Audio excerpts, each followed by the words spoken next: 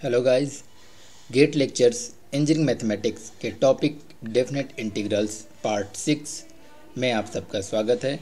अगर आपने इस लेक्चर सीरीज़ के पार्ट 1 से पार्ट 5 नहीं देखे हैं तो मैं आपको रिकमेंड करूंगा कि आप वो पार्ट भी देख लें और हमारे चैनल लेक्चर्स फॉर फ्री को सब्सक्राइब कर बेल आइकन पर क्लिक कर लें ताकि आपको हमारे चैनल के नोटिफिकेशंस मिलते रहें।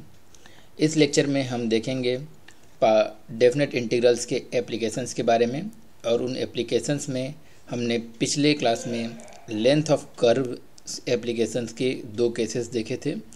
इस लेक्चर में हम लेंथ ऑफ कर्व्स का एक और केस देखेंगे और उससे रिलेटेड सैम्पल क्वेश्चन देखेंगे।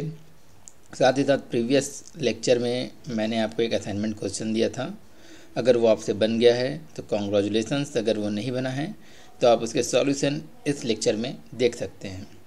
और आप मेरे हैंड रिटन नोट्स डिस्क्रिप्शन में दी हुई लिंक से जाकर डाउनलोड कर सकते हैं। डिस्क्रिप्शन में और भी यूज़फुल लिंक्स दी हुई हैं, आप उन्हें भी चेकआउट कर सकते हैं। और चलिए दोस्तों स्टार्ट करते हैं। लेंथ ऑफ कर्व्स, हमने प्रीवियस लेक्चर में 2 केसेस देखे थे, ये केस थर्ड है। इसके अनुसार length of arc of the curve, जब हमें कर्व इस तरह से दिया हुआ है कि x is a function of t दिया हुआ है और y is also the function of t, और हमें length of arc of the curve निकालना है from point t equal to a to t equal to b। तो इस केस में जो length of arc of the curve का formula होगा वो होगा s is equal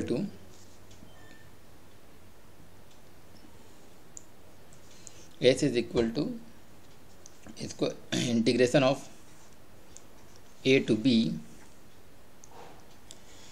square root of dx upon dt whole square plus dy upon dt whole square, and it is integrating with respect to t। तो ये जो t की limit है t equal to a से t equal to b, उसमें हम integrate करेंगे इस टर्म को विथ रिस्पेक्ट टू dt, तो हमें length of arc of the curve मिल जाएगा from t equal to a to t equal to b। चलिए इससे रिलेटेड एक सैम्पल क्वेश्चन देख लेते हैं। Find the length of the arc of the curve where curve is given by x is equal to cos cube t and y is given by sin cube t, and our limit is given by, means we have to find the length of the curve, arc of the curve from t is equal to 0 to t is equal to pi by 2। तो ये हमारा question है। तो इसे हम चलिए इसमें वो वाला फार्मूला अप्लाई करते हैं। हमारे पास फार्मूला है ये वाला formula, s is equal to integration of a to b integration of dx upon dt square plus dy upon dt square. तो हमारे पास यहाँ a और b दिया हुआ है। यहाँ पर इस क्वेश्चन के हिसाब से a होगा 0, b होगा पाई बाई 2 और x और y दिया हुआ है। तो चलिए सबसे पहले dx अपॉन dt और dy upon dt find out कर लेते हैं। तो dx अपॉन dt हमारा हो जाएगा, x को हम t के रिस्पेक्ट में जब डिफ्रेंशिएट करें तो cos क्यूब t हो जाएगा 3 cos स्क्वायर t और cos t का डिफ्रेंशिएशन माइनस साइन t, तो हो जाएगा -3 cos square t into sine t, और dy अपॉन dt हमारा हो जाएगा साइन क्यूब t को लिख सकते हैं 3 साइन स्क्वायर t, और साइन t का जो डिफ्रेंशिएशन होगा वो होगा cos t, तो इसे हम लिख सकते हैं 3 sine square t into cos t। तो हम फार्मूला में पुट कर देते हैं।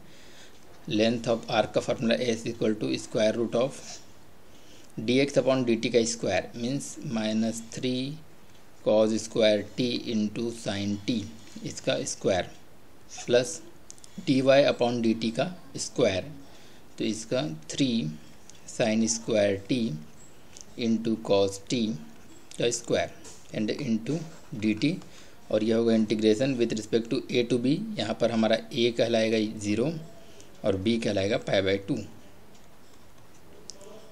तो इसे अब हम और सिंप्लीफाई कर सकते हैं। तो ये हम लोग लिख सकते हैं s is equal to 0 to π/2 square root of इसे स्क्वायर करने पर आएगा 9 cos to the power 4t sine square t। तो लिख लेते हैं 9 cos to the power 4t into sine square t। यहाँ पर आएगा हमारा 9 sign to the power 4t और cos स्क्वायर t। ओके, अब इसमें से हम कॉमन निकाल लेते हैं। यहाँ से हम 9 कॉमन निकाल सकते हैं और साइन स्क्वायर टी कॉमन निकाल सकते हैं और कॉस स्क्वायर टी कॉमन निकाल सकते हैं। निकाल लेते हैं 9 sine square t into cos square t. तो यहाँ पर क्या बच जाएगा, 9 साइन स्क्वायर टी और कॉस स्क्वायर टी अगर इसे कॉमन निकालें तो यहाँ पर हमारा बच जाएगा कॉस स्क्वायर टी और यहाँ पर हमारा बच जाएगा साइन स्क्वायर टी। तो sine square t into cos square t जो होगा ये होगा हमारा 1, sine square t plus cos square t equal to 1। तो square root of 9 sine square t into cos square t, इसे हम लोग लिख सकते हैं 0 to π/2। 9 का स्क्वायर रूट हो जाएगा 3, साइन स्क्वायर टी का साइन टी हो जाएगा और कॉस स्क्वायर टी का कॉस टी हो जाएगा इंटू डी टी। अब यहाँ पर मैं 2 का मल्टीप्लाई करता हूँ और 2 से डिवाइड करता हूँ। तो 2 साइन टी कॉस टी को मैं लिख सकता हूँ साइन 2t, तो इसे मैं लिख सकता हूँ 3/2 0 to π/2 साइन 2t dt। अब साइन 2t dt का इंटीग्रेशन हो जाएगा s is equal to 3/2 sine 2t dt का integration minus cos 2t divide by 2 and limit is 0 to π/2। तो इसे जब सॉल्व करेंगे तो 3/2 minus cos 2 into π/2 means pi हो जाएगा, minus minus plus cos 0 divide by 2।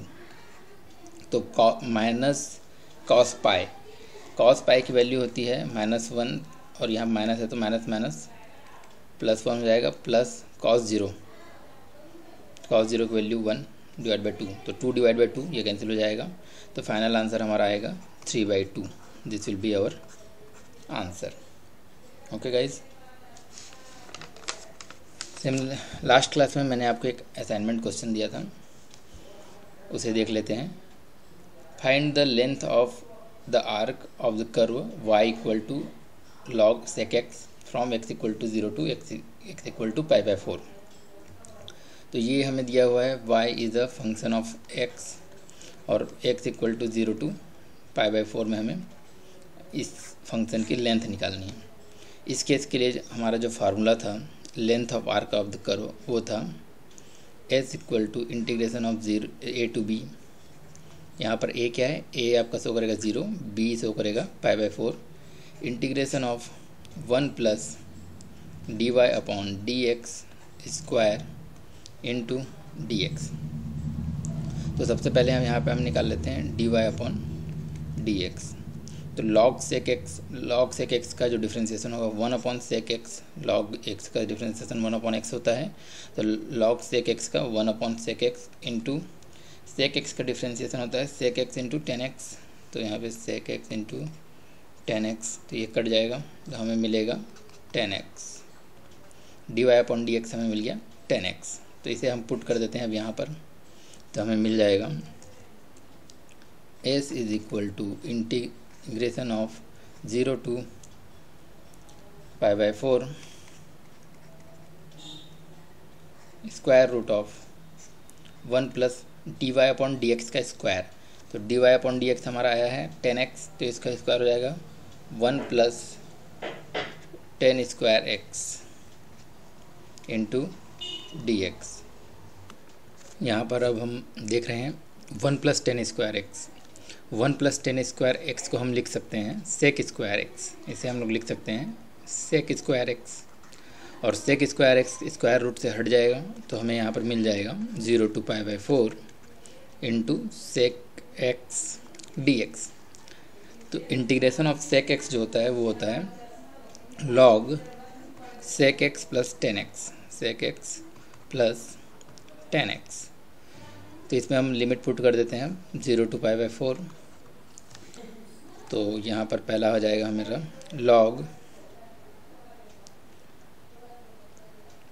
log sec pi by 4